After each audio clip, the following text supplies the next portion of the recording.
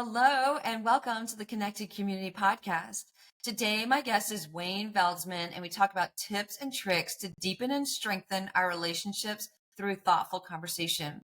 This podcast is really about emotional intelligence and its crucial role in communication and relationship building. When we're in a conversation and we're actively involved, we're asking questions, we're mirroring that person and their body language, we're reading that really well, and we're rephrasing, and we're not thinking about what we're going to say next. That person walks away from the conversation and they feel seen and heard, and that makes them want to engage with us more. So it's about really staying in that conversation, getting curious, asking questions, and Wayne shares so many more tips.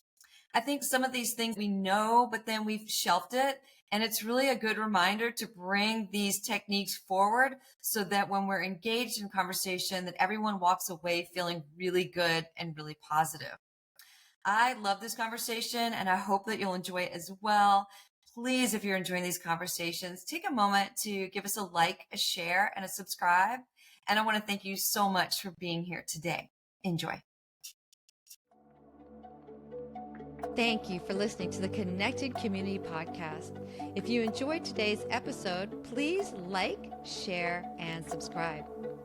I can be found at www.nickyyoga.com, NICKYYYOGA.com.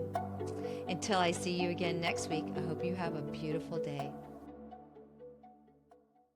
Hi, good morning, Wayne, and welcome to the Connected Community Podcast. Nikki, good morning. Thank you for having me. I am excited to speak with you. I know there's a lot of people talking about emotional intelligence. And when we talked about how we can deepen our relationships. And I love the idea of deepening it through questions, inquiry, and curiosity. So first of all, how would you describe emotional intelligence? What is that? Well, so like you said, our overarching topic here of deepening relationships, right, through questions and curiosity. And then you bring up emotional intelligence. And so to me, what emotional intelligence is being able to feel what others are feeling and strategically taking actions and reactions, and especially how we communicate based off somebody else, right? The other pair in the communication. And a lot of times, they're very subtle clues. The emotional intelligence piece, that's where it comes in, is being trained to the clues of somebody else so that you are reacting appropriately. Yeah. And I'm guessing a lot of that has to do with reading body language, understanding body language, taking subtle cues and using those to drive the conversation. Absolutely, right? So much of communication is nonverbal, right? People have probably heard these facts that the words that we speak are only about, it's something like 7 or 12% of overarching communication. And then tonality is another big piece, and our body language is the biggest piece of the puzzle. But you're so right that so much of it goes into our nonverbal clues, which I argue the biggest piece is tonality, listening to how somebody responds. Like Nikki, I think an interesting example that I can see here already is that you don't respond instantaneously when I stop talking, right? You're actually listening. You have great patience. And in that, I'm now taking clues from you. You are wanting to listen, and that you are very thoughtful in this slowing down piece. And so myself, immediately, I'm now going to try and mirror some of those cues as well, right? Go a little bit slower, focus as well on being thoughtful. And that's going to immediately start to strengthen our relationship, whether we realize it or not. Mm-hmm. Yeah. And it makes me think too how everything is getting misconstrued in text messages, right? Because we don't have that body language, and then we're assuming the tone, and we're assuming things wrong in the tone. So that's interesting. I never thought of it like that, because that's the only thing that we're reading into is what is the tone behind this text message. So true, right? And so with text messages, the only piece of communication that you have is the actual words, right, that are being used. But let me ask you out of curiosity, in your texting, how often, how much do you use emojis or just emoticons in general?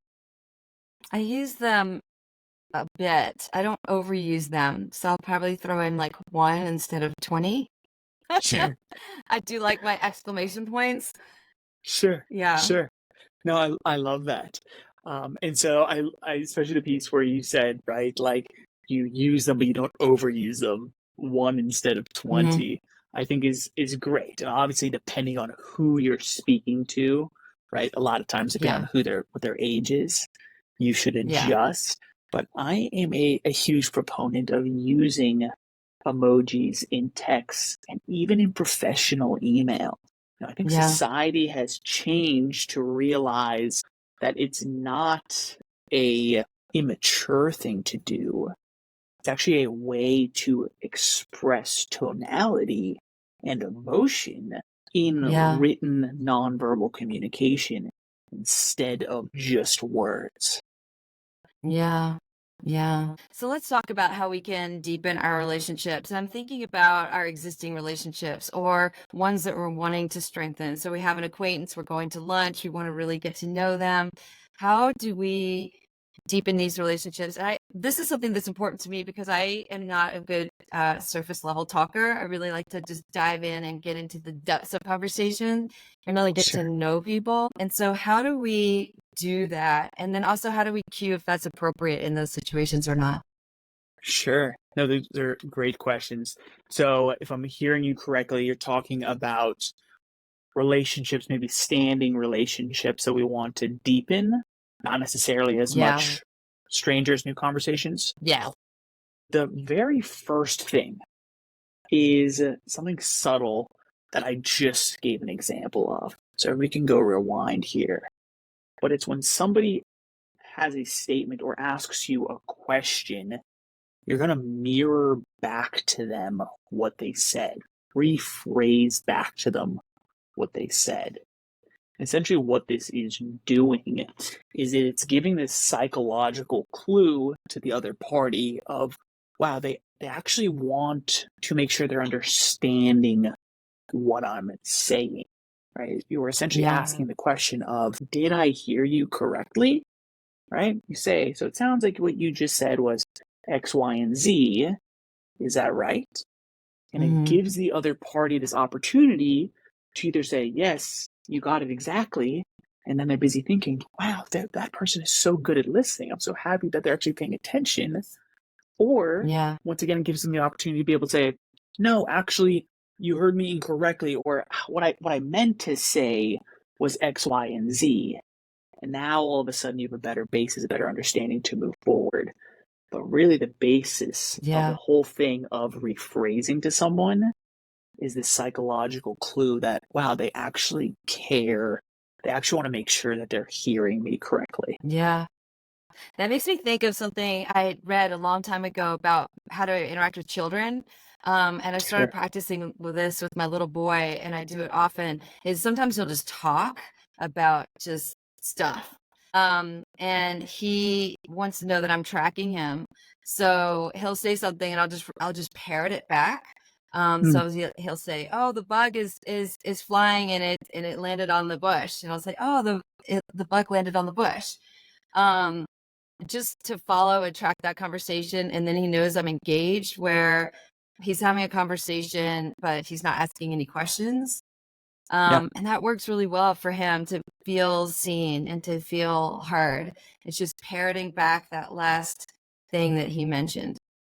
Yeah, absolutely. Like, I love that. It's funny how you're using the word parroting it back. I don't think I've ever actually heard that before. And for kids especially, I think that's spot on. For adults or people that are themselves maybe a little bit more emotionally intelligent, right? You don't necessarily want to use the exact same words, especially if it's going to be something extended, Yes. right? Because it could Yeah. come across as mockery. But when I say Right. that also, it's with an asterisk because 99% of the time, people are not going to even realize that you're repeating Yeah. back what they said. They're not going to be upset or feel like you're mocking them by any means. And so parroting is a funny way to think about it.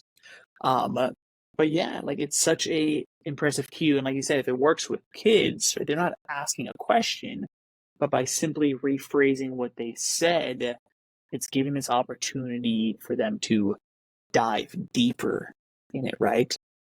I'm curious. Have you Right. ever heard of the book? It's called Never Split the Difference. No. It's a book called Never Split the Difference by this ex FBI negotiator named Chris Voss. And he says that if there's one Jedi mind trick to negotiation, it's actually essentially parroting. So when someone says a statement to you, you're going to repeat back to them last about 3 words that they said. And then you're just going to, your Yeah. tone is going to be like a question on the end. And it Mhm. essentially is inviting them to say more, to explain deeper around something. And so it's perfect. You're literally giving the example, like you said, with kids, where they're not asking a question. But if you go, oh, the bug is on the leaf, all of a sudden it's inviting this kid to ask more. It's inviting whomever you're speaking to explain some more. And once again, it's giving this Yeah. cue of like, wow, you actually care, like you want to connect deeper with me. Right. Right. Because when we speak, we want to know that somebody is tracking our conversation and that we're being heard. And by summarizing back what we're saying or parroting back something, then they know that we're engaged and we're in the conversation. Yeah, in the conversation, like you're tracking, like you are listening, you want to learn more. And Yeah. just like that, right? We're bonding, we're building stronger relationships. I feel like I listened to a study a long time ago, and they were saying in a conversation between two people, the person, if the person shares a lot and converses a lot and conveys their thoughts a lot, then they feel like it's been a good conversation. And I've noticed that with people, like if I engage with somebody on an airplane, maybe a stranger, and I'm asking them lots of questions and they're able to talk and they're able to hear their voice, right, and be heard, then they walk Sure. away from that conversation. They're like, oh, that was amazing. That was a great conversation. Because Yeah. people like to talk. They like to hear themselves talk. They like to be heard. Absolutely. You're so spot on, right? People love to hear themselves talk. It's so true. And so what we'll find is, especially how you just said, right, on an airplane, you're asking somebody a lot of questions. They'll, if they were to be surveyed, right, like you said, if this was a study, they'll respond extremely positively about you, Nikki. They'll say Yeah. all these amazing things about you, yet if you go back and review what just happened, you shared almost nothing about yourself. Like they spoke 99% of the time, right? You're just asking questions. Yeah. You're just intrigued in them. And that is what causes people to like you, right? Yeah. The fact of everyone says, like, especially in business or in sales, you want people to know, like, trust you. That Yeah. doesn't come from you speaking about yourself. It comes from you asking questions that you genuinely want to learn about others. And Yes. through that, all of a sudden, they're like, wow, what an amazing conversation. I love this person. It ends up being because of just how you made them feel. It's how you said those deeper emotional questions, Yeah. not just a surface level of, And oh, then, where do you work? How about instead, what made you decide to choose that career path or choose that company? Small tweak yeah. is now a deeper, more emotional question. Yeah. All right, I'm going to put a twist on this conversation because I feel like there's a Awesome. really important piece of reciprocity. And I had this happen last week, strangely enough, where I talked to two of my friends. I called one, talked to her for an hour, I talked to another one for an hour and a half. Um, in those two conversations, I walked away with the understanding that I had gotten really engaged in the conversation and in my friend's life, but Mm. not once did they actually ask me how I was and how I was doing. And so through that conversation, I hung up and I was really clear, like, wow, I'm not really sure if these relationships are serving me in the way that I would like them to. Almost to the point where I'm like, I'm not sure I want to pursue these friendships anymore because there was no reciprocity in that conversation. So I'd like to bring in that piece because I think that that's really important too, is that there's this give and take and there's this push and pull in these relationships and that we're giving and receiving. So what are your thoughts on that? Absolutely. Absolutely. Yeah. So you're talking about, you said reciprocity, right? In the example of you had conversations, two different conversations with friends actually. And the whole time it was just talking about them, about them, about them, but they never reciprocated in asking Yes. about you. And now it's making you Yes. question even the relationship. Yes. It was as if they had zero curiosity about my life, but they were very much engaged in my curiosity in their life. Mm, I mean, so like if you can think back, what were like the emotions going through your head when you started to realize this, right? Still during the conversation and afterwards. I think it was afterwards, and I like hung up, and I thought, wow, like, I mean, we had just gotten back from an international, like we had gone overseas for 2 weeks, and there was a lot of Mm, like mm, really major, exciting things that were happening, and they didn't even think to ask.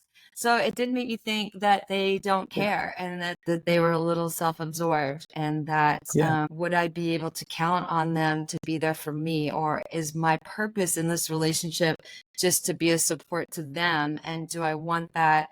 Or that's fine, but how much of myself am I going to invest in this relationship, knowing that it's a yeah. one-way street? Knowing that it's a one-way street. Like Nikki, you're not alone in this at all, right? Like afterwards, you're now asking these questions of like, do they care? Do I want to pursue this relationship further? Right? You went through, was this the 2 weeks after you came back from overseas, from South Africa?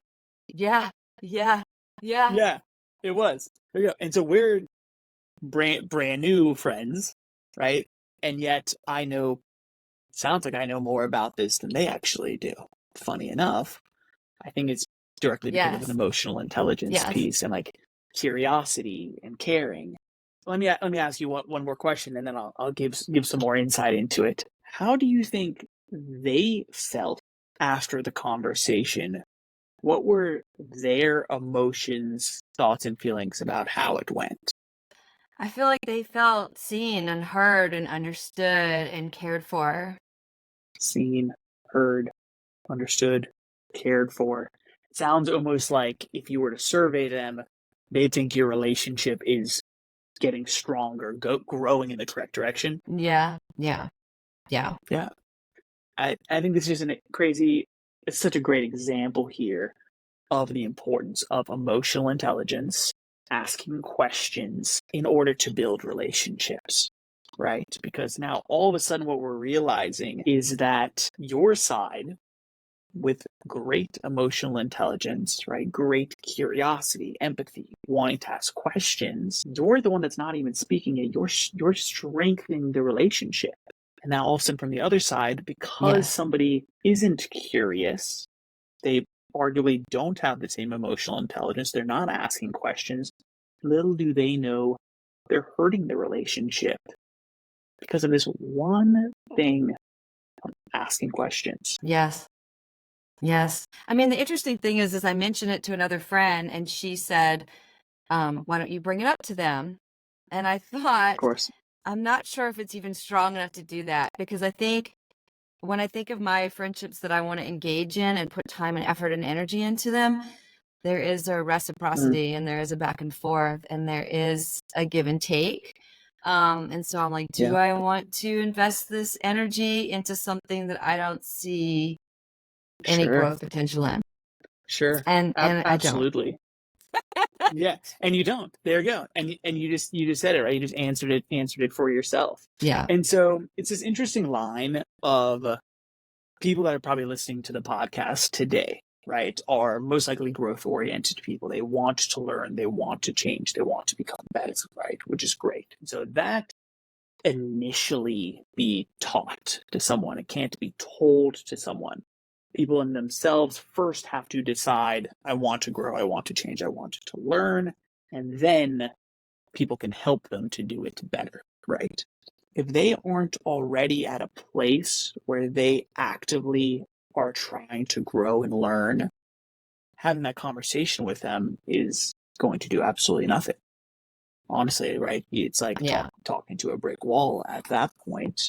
People will show you their true selves, in that moment. They don't see your full value because they are just take, take, take. They're not reinvesting into you at all. And so if somebody's not doing that, it's a pretty good sign that the relationship is Yeah. very much just one way. Yeah. And I feel like by asking questions, that's where the depth comes into these relationships but really getting curious, not just asking questions to ask, but really getting curious and really wanting to understand how a person works and how they tick and what they're interested in. And then you find these commonalities, right? And then you connect in those moments of the curiosity. But it deepens it, it strengthens it. Yeah, Yeah. it 100% does. I like that piece you just brought up about the connection, right? It's like if you can find something to connect on, it Yeah. really changes everything in your conversations, in your relationships, how people see you, right? Like two interesting examples is that I on the side, like when I travel a lot, I like to do house sitting and pet sitting for people. And it's basically 100% success rate that if I can relate to somebody on a call, almost about anything, it doesn't matter. Like the easiest is pets. But if it's pets or where we've traveled, where we're Yeah. from, how we were raised, they're going to trust me to come watch their house and watch their pets. And then Nikki, if I can use an example, us as an example here, when we spoke for the first time, all of a sudden we connected that somehow we're actually both born in South Africa, like not far from each other at all. Yeah. Strangely enough, once that connection Yeah. happened, all of a sudden it's like I almost at that point could say almost anything. And yet we're like bonded now at a different Yeah. place where this trust has now been built. And Yes. so Yes. opportunities to connect and relate with people is super, super important. And but here's a suggestion of how to do it always is if somebody says something that you can relate to, verbally say something along those lines of, wow, I relate to that a lot, or I know exactly what you mean. But then don't hijack the conversation and derail and start talking about yourself. Even just by giving that clue of I relate, I hear you, I've been through the same thing. Now you're going to start to build that bond. And then if the other side actually is genuinely curious, Nick, that's a word that you keep using also. I love that, right? If somebody else is genuinely curious, and we should all work on being more genuinely curious ourselves in our conversations, well, then that other person is going to ask, mention you relate, or how do you relate? What do you mean? And then connection is solidified. Your relationship just went up to the next level instantaneously. Yeah. Yeah. What about body language? How do we read body language? And then what's the best way to enter a conversation when two people are engaged in a conversation and you're the third and you're wanting to like enter into that conversation? So you're asking about body language. How do we read body language? Yeah, you're arriving as the third coming in. And say that the two people are in a pretty, not super intense conversation, but they're in an engaged conversation. And then you either need to, you're wanting to enter into that conversation or you're wanting to ask a question, so you might need to interrupt. Sure. Love that. There is this study I just read about 2 weeks ago around NASA. And this is sort of around all of nonverbals, not necessarily just body language. NASA in the late 90s were hiring like crazy for the space program. Right? And at this point, they had a pretty good track record. They had a lot of funding. And so they could pick and choose who really they wanted to hire, right? They had a flood of candidates. And so what they decided to do is they decided to first go back and research their past astronauts, who performed well, who didn't, right, in their time at NASA and their time in outer space. I think at this time they were actually busy building the International Space Station. And in this research process, they actually went back all the way to the interviews.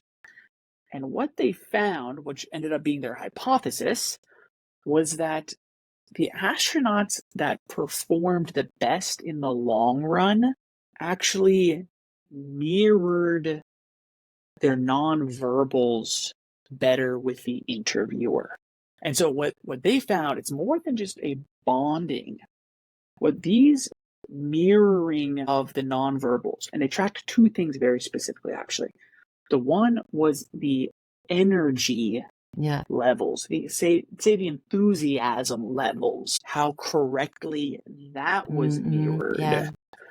And they also specifically tracked the mirroring of laughter. Yeah. Strangely enough, they tracked the laughter. And what this directly equaled was their level of emotional intelligence. Because the astronauts that they tracked that performed the very best weren't just the best astrophysicists or pilots or chemists or whatever, fancy things they do in outer space.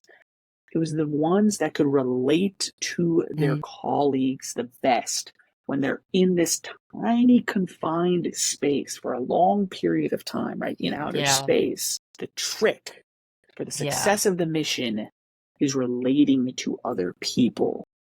And the answer for in the long run, who was going to relate the best, who had the highest emotional intelligence, was the candidates that mirrored the energy level, their enthusiasm, and the laughter of the interviewer the best.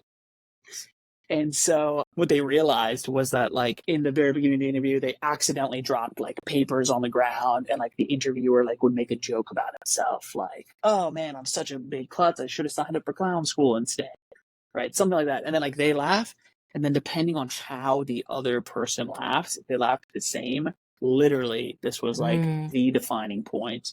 And so for us, when you're in conversations, right, you can actively be thinking about, okay, is this person speaking at the same speed that I am? Do they have the same amount of enthusiasm? And then are they laughing throughout conversation, right? Even if it's not something that's supposed to be funny, are they laughing? And so that's a little bit there around that body language, around the nonverbals, before we pivot here into the second part of your question. Well, so mirroring their laughter, but are you just laughing with them, or are you trying to match their tone or their kind of laugh? Yeah. So overall, you're laughing with them. It is everything from the amount that you're laughing, how you're laughing, the energy behind it. I love how you just said you're laughing with them. Like, think about it. If you're laughing with someone genuinely, you're typically laughing basically the same as them, right? So it's a good way to think about it. Right. Yeah. Yeah. All right. So what about the two people that we're wanting to approach and enter into that conversation?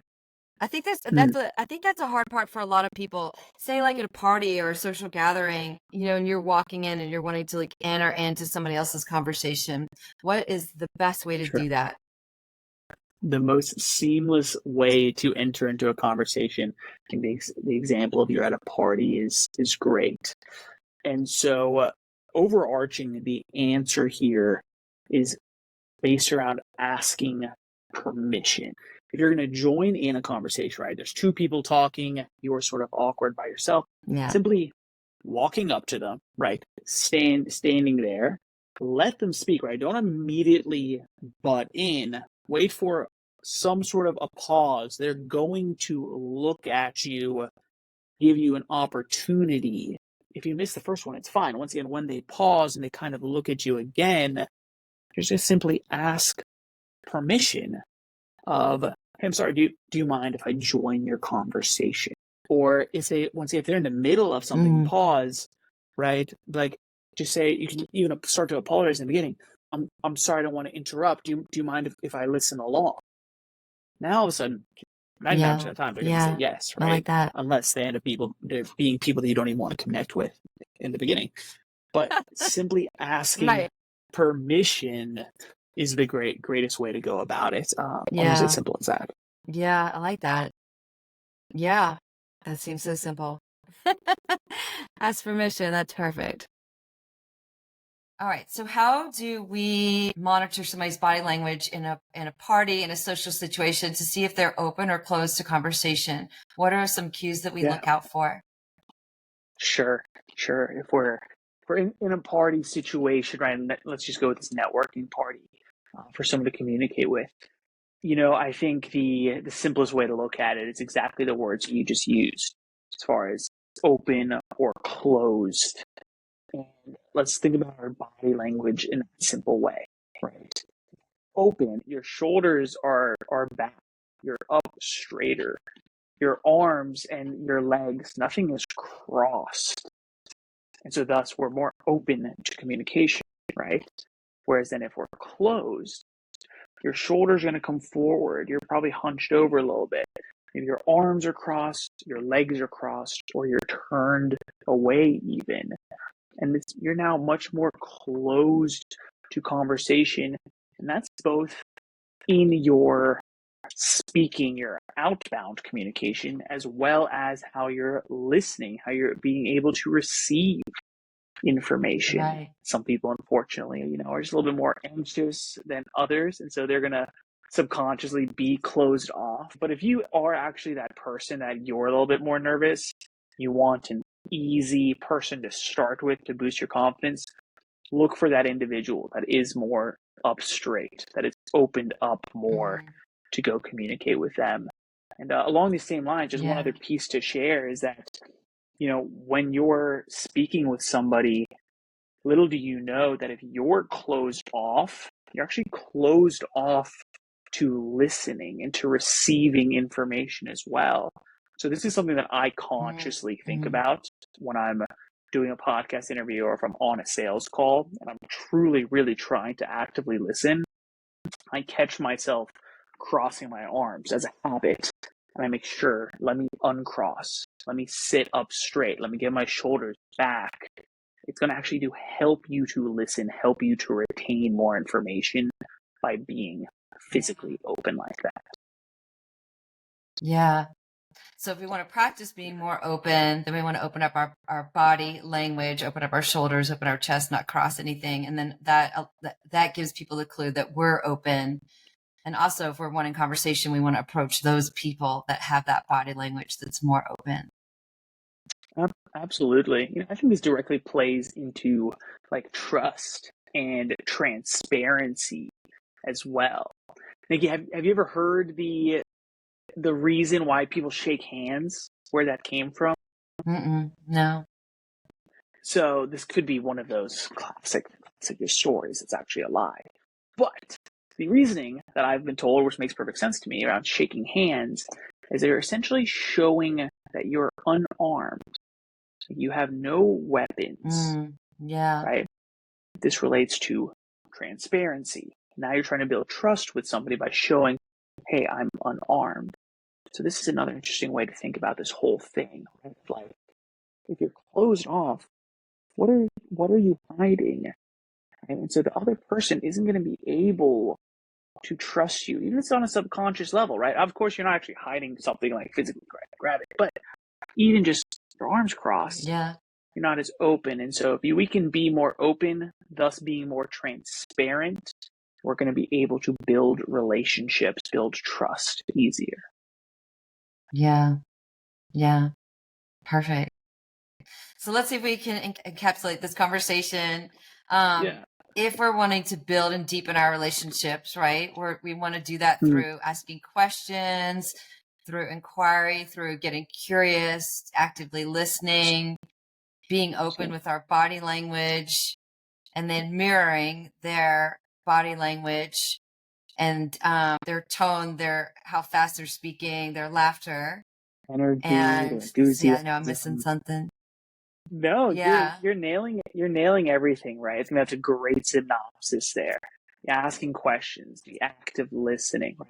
Being genuinely curious, and then your body language, a lot of that mirroring piece of the puzzle. Even with asking questions, the mirroring, right, of like repeating back what they said. Did I hear you correctly?